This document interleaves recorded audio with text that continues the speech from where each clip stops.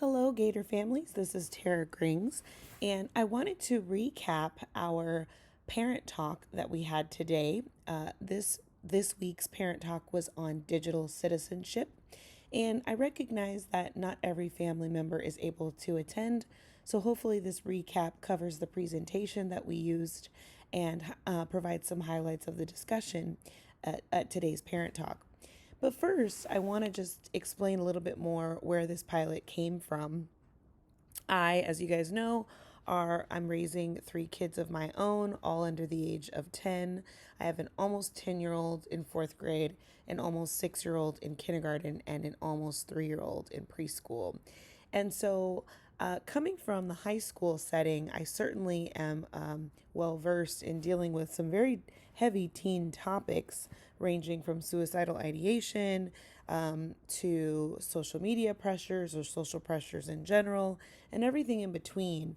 And when I came into the elementary world, I discovered that a lot of these topics are just starting to be explored at the elementary level. Even as a parent in our district, I kind of thought that our elementary kids were in a bubble and otherwise sheltered from a lot of these difficult conversations. And what I'm finding is, whereas, yes, these difficult conversations are not emerging as readily as the high school setting, there are bits and pieces or glimpses of behaviors that we can really kind of hone as parents now, and we can maybe get ahead of the game now to really help to mold and shape our students in the future. So I really hope that this pilot serves as a dialogue for us. I am not coming as the parent expert. If I think that's sort of the misconception. It's rather our sense of community and our collective that's really going to make our parenting as impactful as possible. So today's discussion, as I mentioned before, was all about digital citizenship. And I just framed it with a quick presentation overviewing different types of digital interactions that students typically have. And so I tried to categorize them by providing an example for each, but really utilizing that example or broadening that example to cover a range of digital platforms. So, in this discussion, we talked about video games, and I provided the example of Roblox, but you can really think of any video game that sort of has the same features as Roblox. We also talked briefly about social media. I provided the example of Instagram. We talked about internet searches in general. I provided the example of YouTube Kids. And then finally, just a comment about search history and being able to access that. Also, our discussion was framed by I provided real life anonymous scenarios that are happening here at Grandview. And I explained to our parent group that, these scenarios are rare. They are not the pattern or the norm, but they have emerged as real life issues that come across my desk.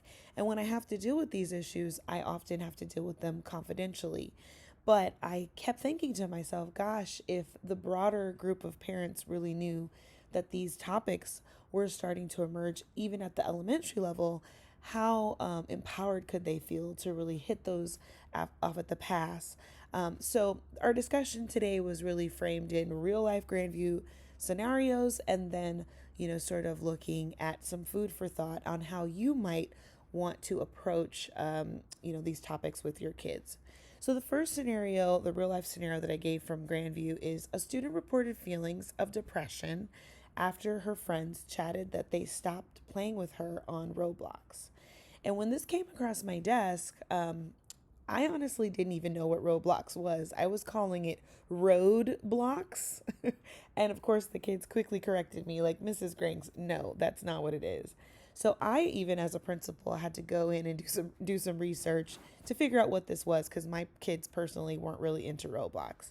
So the discussion was framed around, well, what is it? So Roblox is a video game. It's currently available on Xbox One, PC, iOS or Android services, and Fire OS. It's also a free to play multiplayer gaming platform, allowing users to basically build and create their own games. And then they can play each other's games depending on what they've built. So they can build racing games and obstacle courses or action games. And Roblox, in my research, has been known to be a gateway for some students or some kids to get into computer coding. So it really does have some really unique features. The next thing we discussed was parental controls.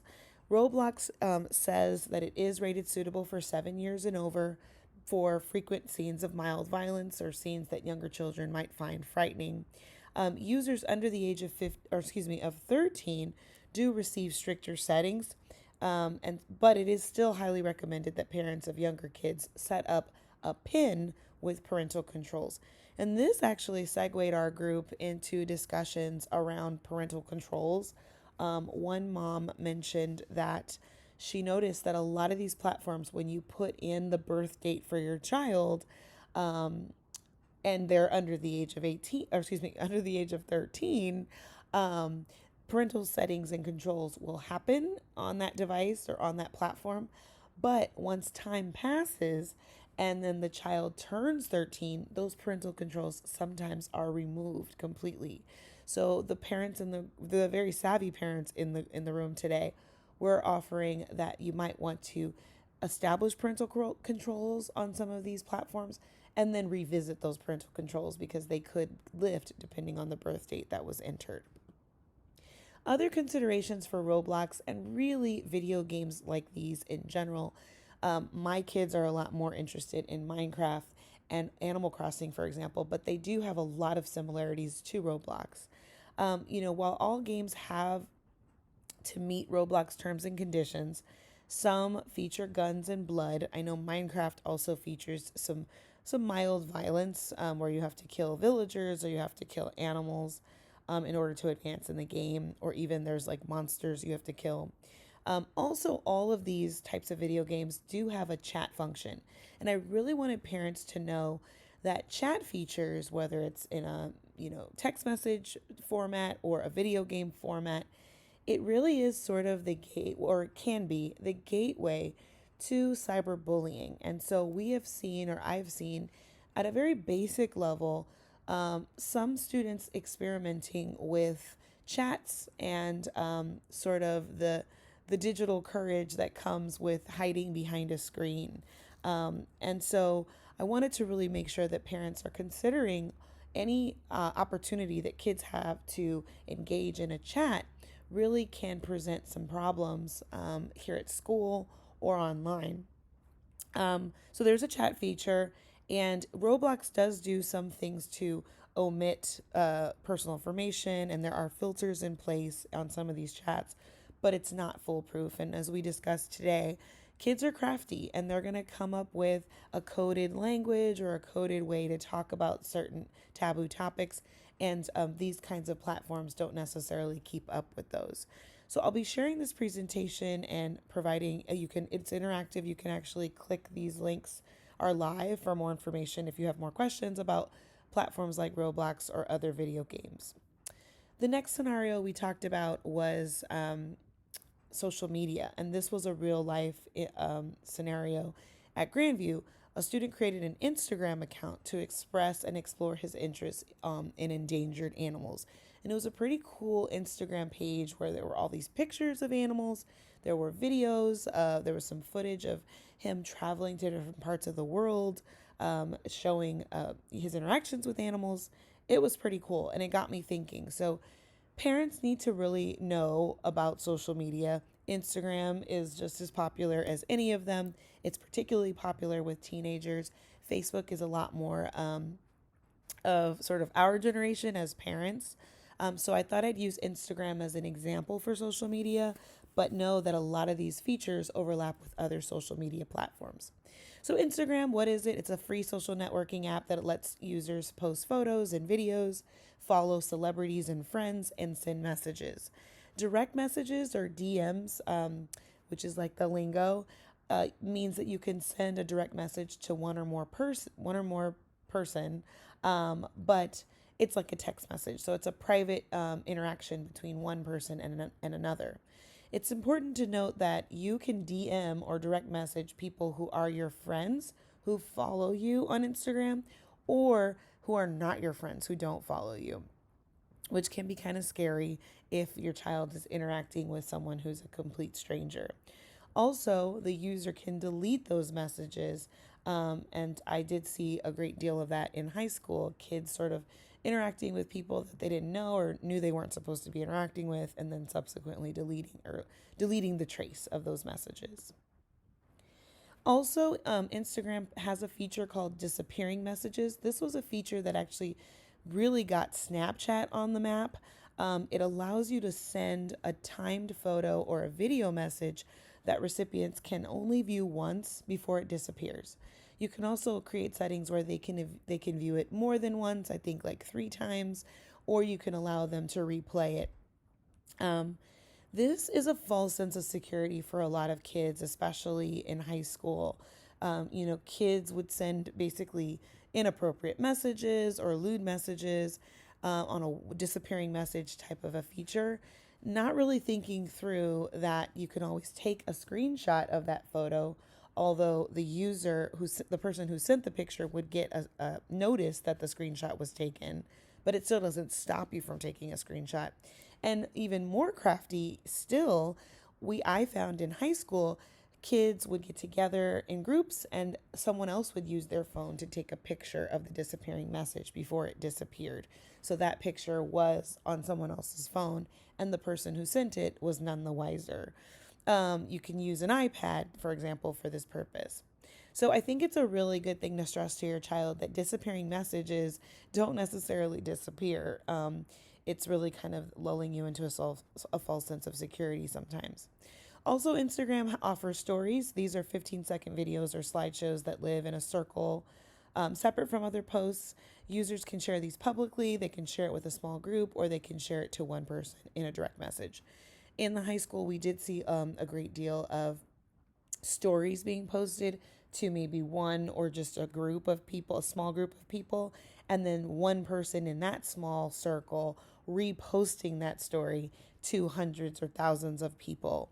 Um, and this is a nice little segue that we discussed today during our parent talk is cyberbullying is actually one of the very few offenses in which students can be disciplined anywhere. It doesn't mean they have to be at school when they're committing that offense. And this really does kind of pertain more to the high school.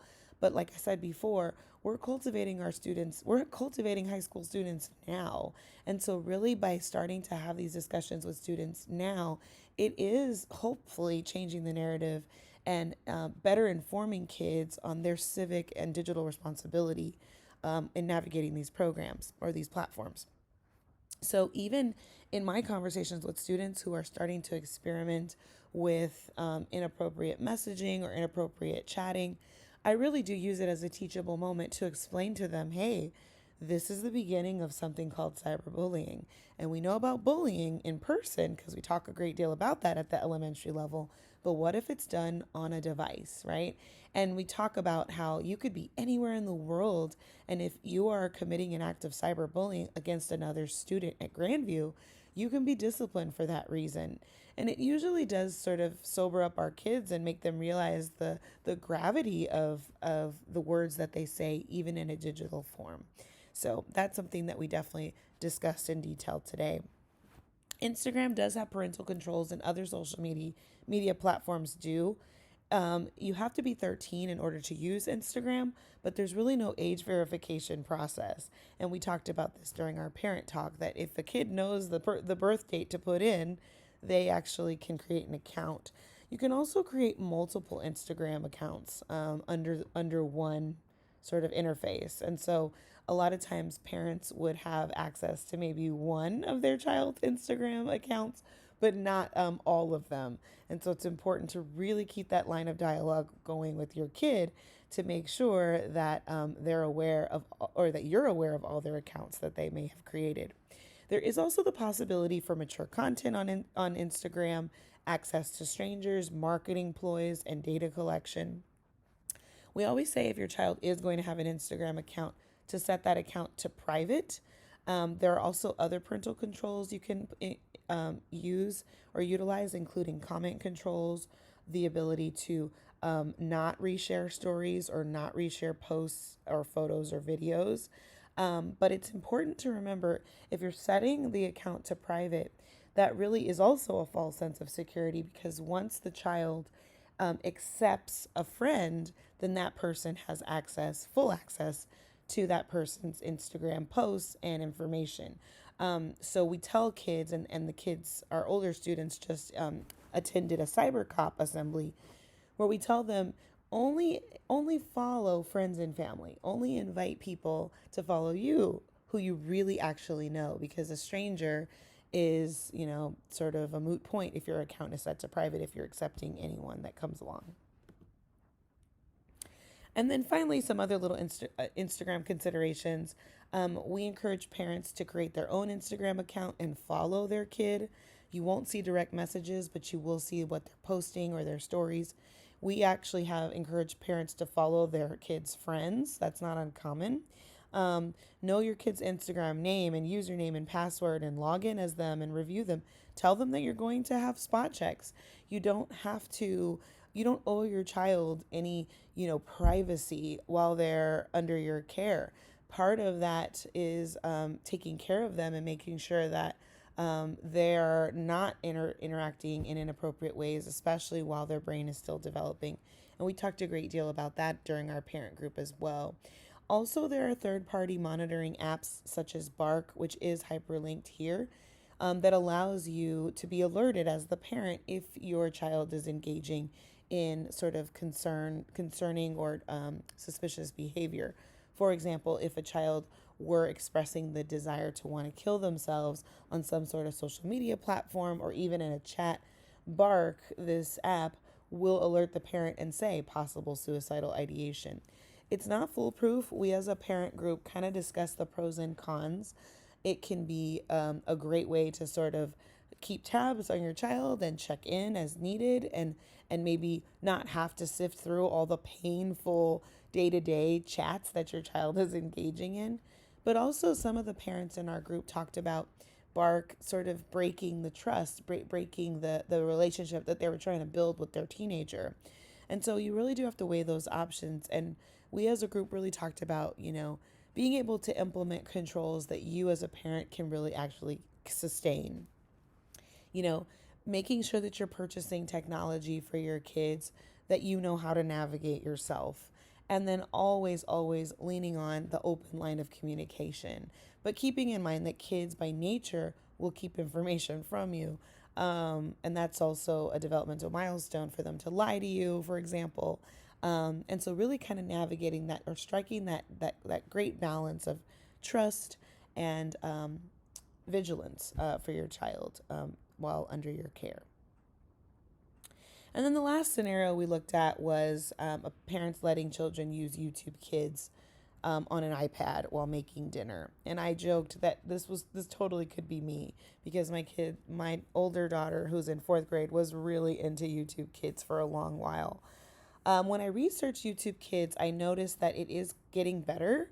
But some of the things that I found and that I shared with the group was that YouTube Kids is a kid targeted portal to YouTube, aimed at kids from preschoolers to tweens, that features curated ad-supported TV shows, music, educational videos, and user-created content.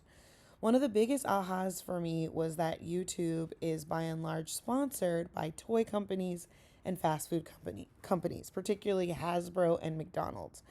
So I quickly realized that YouTube Kids' number one mission with my child was really to sell them stuff rather than to protect them. So YouTube's curation process isn't perfect. And what in my research, and again, like I said, I'm no expert, but in my research, adult oversight is really key.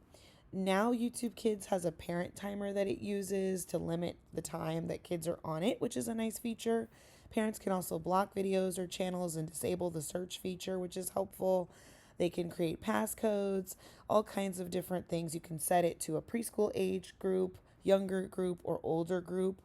And you can also, if you have multiple students in your home, you can have one access for older kids, or a passcode for older kids, and one access for younger kids. For more controls, parents can customize exactly what videos their children see by creating an account with just the approved content that they want their kids to see. This was actually really helpful for my preschooler.